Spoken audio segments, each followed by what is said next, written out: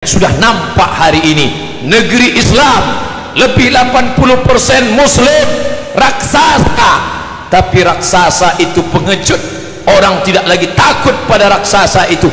Dengan menantang, mereka berani mencalonkan diri sebagai kepala daerah di negeri markas Islam, di negeri pusat Islam, di negeri simbol Islam. Apa artinya?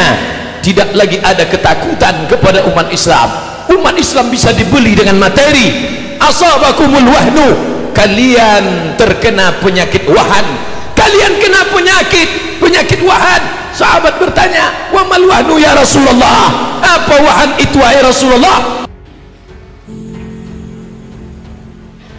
Alhamdulillah, wassalatu wassalamu ala Rasulillah Sayyidina wa maulana Muhammad ibn Abdullah wa ala alihi wa sahbihi wa man tabi'ahu wa mawala.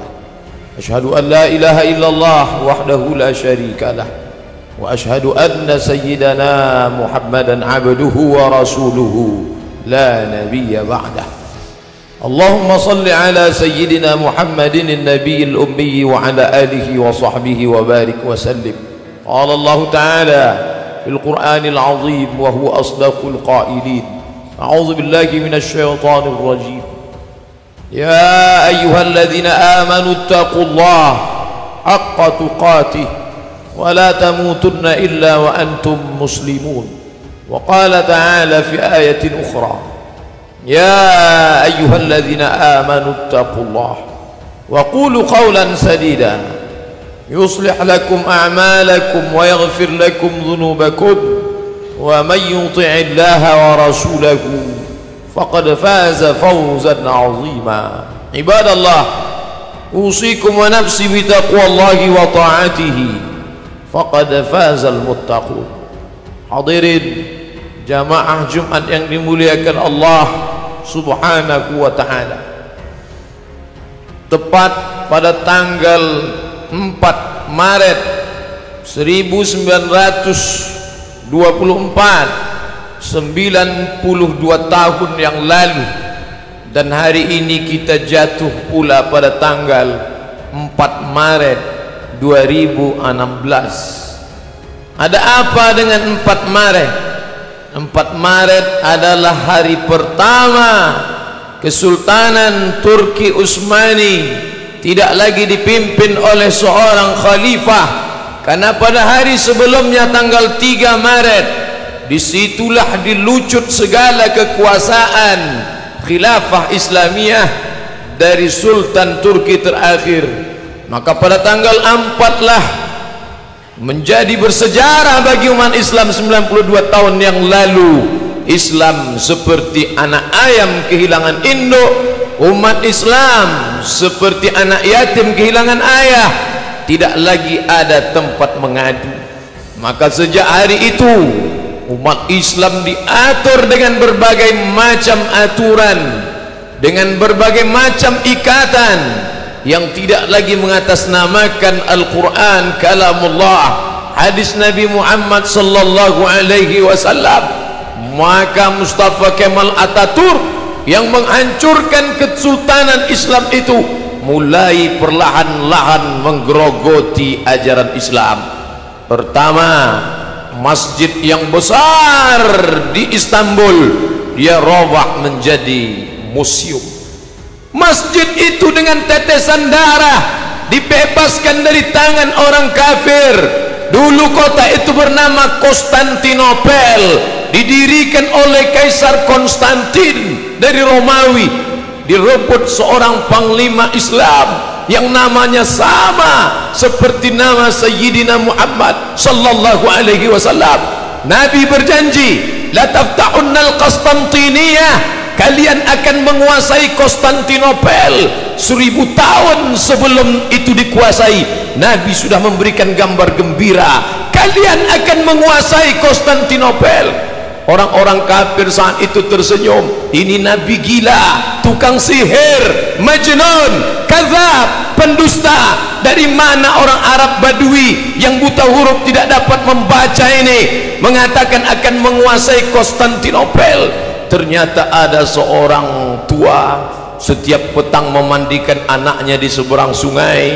Dia tunjuk ke seberang, wahai anakku, nanti kelak kau akan menjadi seorang yang dewasa, kau akan menjadi panglima perang, dan kau akan menguasai Konstantinopel. Janji nabimu, wahai anakku, anakku, nabimu 1000 tahun yang lalu sudah berjanji bahwa kau akan membebaskan Konstantinopel. Maka dirubahnya nama itu dengan nama Istanbul. Dialah Muhammad Al-Fatih. Tapi ternyata Mustafa Kemal Atatürk mengkhianati itu. Dia rubah masjid besar itu menjadi museum. Lalu kemudian bahasa Arab dia larang. Ada yang boleh berbahasa Arab. Lalu kemudian pengeras suara dia larang. Tidak ada yang boleh. Kelompok-kelompok umat Islam dihapuskan. Tarekat-tarekat tempat berzikir dihancurkan. Perempuan-perempuan berjilbab dilarang, bahkan digalakkan memakai rok pendek, karena Eropa sudah menjadi kiblat, tidak lagi ke Ka'bah Al-Musharrafah, tidak lagi ke Makkah Al-Mukarramah. Cara pakai orang Eropa, cara hidup orang Eropa.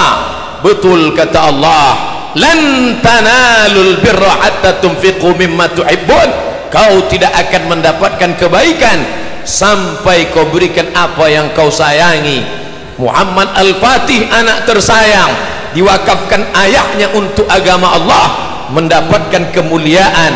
Tapi begitu juga dengan orang kafir satu ini, hidupnya dia wakafkan untuk kesalahan, untuk dosa, dan dia merusak yang sudah dibina, dibangun oleh para pendahulunya. Akhirnya seluruh negeri-negeri Islam hancur seperti yang dikatakan Nabi, la yusikanna, aku khawatirkan tak lama lagi masanya kalian akan seperti makanan di atas meja makan. Satu menarik kepalanya, yang satu menarik ekornya, yang satu menyobek paha dadanya, semuanya merebut. Sahabat bertanya, atillatun nahnu yawma idzin ya Rasulullah, apakah jumlah kami waktu itu sedikit wahai Rasulullah? Bal antum katsirun, kalian banyak, kalian ramai. Lakinnakum ghusa'un ka ghusa'is sail, tapi kalian seperti buih di tengah lautan, dipukul ombak dihempas gelambang. Itu terjadi pada tahun 1924, hampir seabad yang lalu. Sejak itulah Yahudi berani. Sebelumnya mereka datang membawa kepingan-kepingan emas kepada Sultan Abdul Hamid, Sultan Turki. Wahai Sultan, izinkan kami membeli tanah Palestina, izinkan kami membeli tanah Palestina dengan kepingan emas ini. Apa jawab Sultan Abdul Hamid? Palestina direbut dengan kalimat Allah, maka haram bagiku menjual tanah Allah dengan segenggam 2 genggam emas. Tidak ada yang berani mengambil Palestina. Tapi ketika khilafah Islamiyah itu hancur, maka Inggris dengan leluasa membagi-bagi negeri jajahannya, dan salah satu yang dibagi tercabik adalah Palestina. Hari ini kita gembira bukan main melihat pembangunan Masjidil Haram, Masjidil Nabawi, cantik, indah, harum semerbak. Tapi manakala mata tertuju pada gambar masjid di Palestina, saudara kita dicabik-cabik, saudara-saudari kita perempuan diperkosa haknya, tidak ada yang menolong. Mengapa ini bisa terjadi? Karena orang tidak lagi takut kepada kita, karena kita ramai, tapi tidak ada ketakutan orang walau sedikit pun. Hancur, berkeping, berserak, gelap. Turki dalam kegelapan, negeri-negeri yang berada di bawah kekuasaannya juga. Bicara tentang Turki terlalu jauh. Kita yang berada di Asia Tenggara, apa hubungan kita dengan Turki? Tapi mereka yang membaca sejarah dengan baik, Sultan Hamengkubuwono, Sultan Yogyakarta menunjukkan prasasti bahwa Turki pernah menitipkan kekuasaan kepada Sultan Hamengkubuwono. Buktinya masih dipegang sampai sekarang. Apa maknanya? Bahkan di antara wali songo itu pun, di antara mereka adalah utusan dari Kesultanan Turki. Bukankah Turki itu bermazhab Hanafi? Bukankah orang-orang Turki itu bermazhab Hanafi? Tapi kenapa Sultan yang bermazhab Hanafi mengirim ulama-ulama Wali Songo bermazhab Syafi'i? Dia mengerti dakwah. Kami memang bermazhab Hanafi, tapi kami tahu saudara kami yang jauh di sana mereka bermazhab Syafi'i. Maka mereka kirim para ulama dan dai yang bermazhab Syafi'i demi keutuhan, demi keselamatan. Mereka lah dulu yang menerangi bumi Nusantara ini, yang sebelumnya nenek moyang kita menyembah batu, menyembah lembu, menyembah setan. Tapi begitu dai Islam dari Turki itu datang, semuanya bersyahadat asyhadu an la ilaha illallah wa asyhadu anna Muhammadan Rasulullah. Maka kejatuhan Turki juga ikut menjadi keruntuhan kita. Apakah malam tak berakhir? Tak tampakkah cahaya? Ternyata di tengah gelapnya sekularisme, di tengah gelapnya westernisasi kebarat-baratan, dalam kekuasaan Islam kalah, dalam politik Islam jatuh, dalam ekonomi berkeping. Tapi ada satu titik terang, ada satu yang tidak dihapuskan oleh Mustafa Kemal Atatürk. Apa dia? Madrasah Imam wa Khatib. 1924 masjid tidak lagi ramai, khamar dihalalkan, perjudian, prostitusi, pakaian pendek, semuanya merajalela. Tapi ada satu yang tidak dapat dihapuskan, Madrasah Imam wa Khatib. Ada sekolah khusus untuk imam dan khatib, pelan tapi pasti. Walaupun negara sekuler, walaupun orang mabuk di tengah jalan, walaupun diskotik di mana-mana, Madrasah Imam wa Khatib tetap eksis. Guru-guru dengan keikhlasan mengajarkan Al-Quran, guru-guru dengan lillahi ta'ala mendidik anak-anak. Subhanallah, Masya Allah, dari Madrasah Imam dan Khatib itu hampir seabad lamanya mereka ingin memadamkan cahaya Allah. Yuriduna ayutfi'u nurallah, mereka ingin memadamkan cahaya Allah. Wallahu mutimmu nurihi, tapi Allah menyempurnakan cahayanya. Masya Allah, ada satu yang tak padam, Madrasah Imam wa Khatib. Dari sekolah imam dan khatib ini lahirlah seorang pemimpin yang hari ini disegani dunia, yang berani duduk meletakkan tapak kakinya di wajah Simon Peres laknatullah alaih. Dia berani menunjuk wajah Simon Peres. Inilah orang yang berani membunuh anak-anak Palestina. Ya qatilul abriya, wahai engkau yang berani membunuh anak-anak Palestina. Laki-laki itu bernama Erdogan, seorang alumni dari Madrasah Imam dan Khatib. Kita boleh kalah dalam bidang ekonomi, kita boleh kalah dalam bidang politik, tapi ada satu yang tak pernah mati, pendidikan Islam. Mari kita tanamkan agama Islam di dalam diri anak-anak kita.